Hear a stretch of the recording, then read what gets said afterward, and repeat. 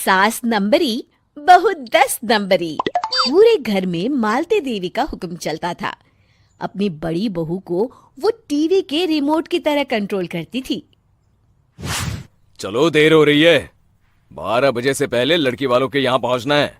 हाँ हाँ, चलती हूँ।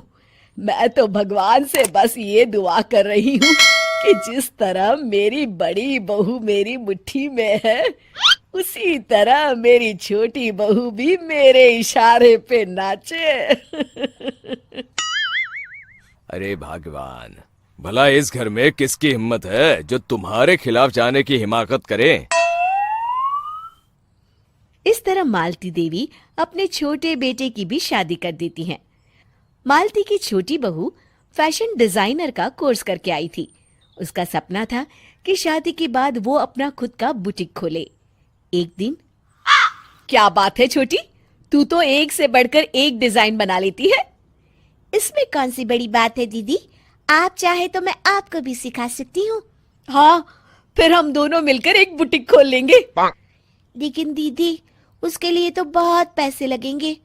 हाँ तो क्या हुआ, पैसे माँ जी से ले लेंगे। हाँ हाँ, मेरे पास तो पैसों का पेड़ है ना, तोड़ के तुम दोनों को दे दूंगी। मेरी एक बात अच्छी तरह समझ लो, मैं तुम दोनों को एक ढेला भी नहीं देने वाली। बड़ी आई बुटीक खोलने वाली।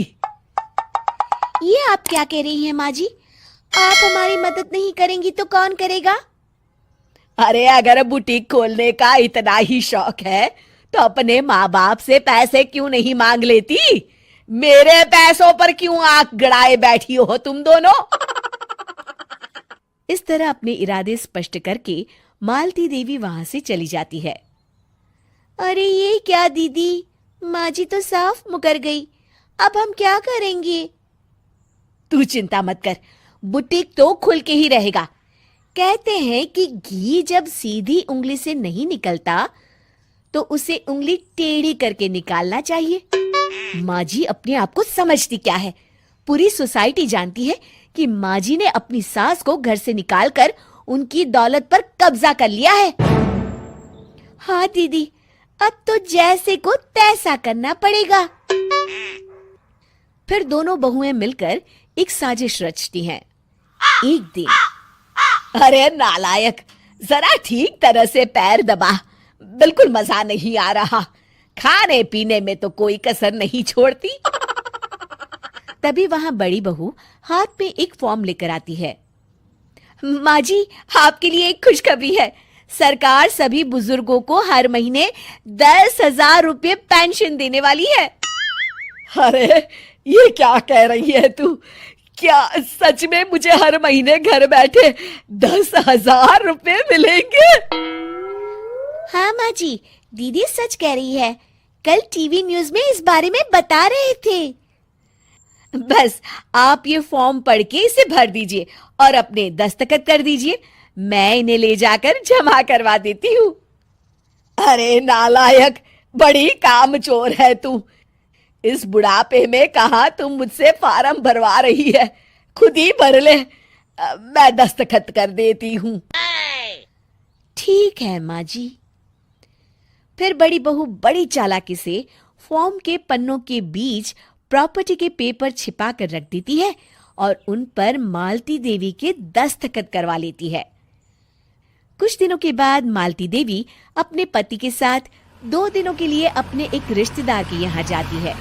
दूसरी तरफ दोनों बहुएं पूरे घर पर अपना कब्जा कर लेती हैं। मालती देवी जब अपने रिश्तेदार के यहाँ से लौटती हैं, तब अपने कमरे में ताला लगा देख आग बबूला हो जाती है। अरे नालायको, मेरे कमरे में इतना बड़ा ताला किसने लगाया है? माँ जी, ये कमरा तो मैंने अपने बेटे रोहन को दे दिया है और आज से आप बाहर कोने में जो छोटा कमरा बना है ना, वहां रहेंगी। अच्छा, मैं उस सड़ेले कमरे में रहूंगी है? तेरी ये कहने की हिम्मत भी कैसे हुई?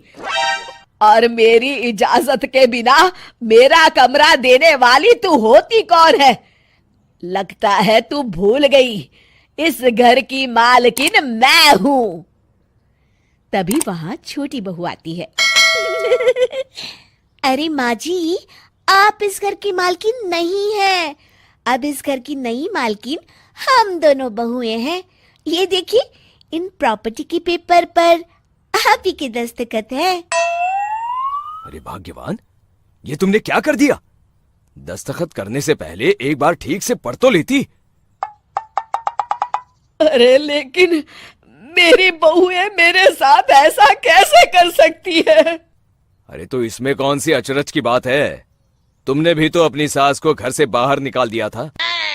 टूटा फूटा ही सही, शुक्र करो कि इन दोनों ने कम से कम हमें रहने के लिए कमरा तो दिया।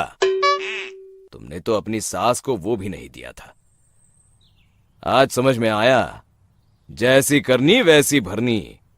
चलो, अपना सामान उठाओ और चलते हैं।